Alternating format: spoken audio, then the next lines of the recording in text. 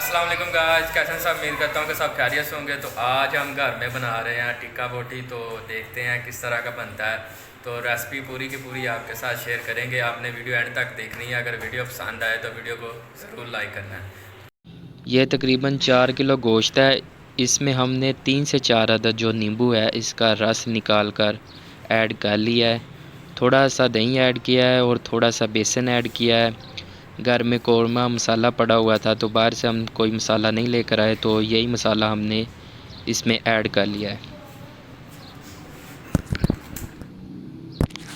तो आप अपने टेस्ट के हिसाब से जौन सा मसाला इस्तेमाल करना चाहते हैं वो डाल लें।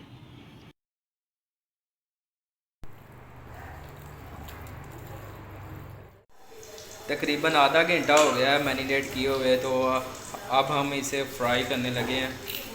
तो घी हमारा अच्छी तरह गर्म हो जाए फिर करेंगे हम फ्राई।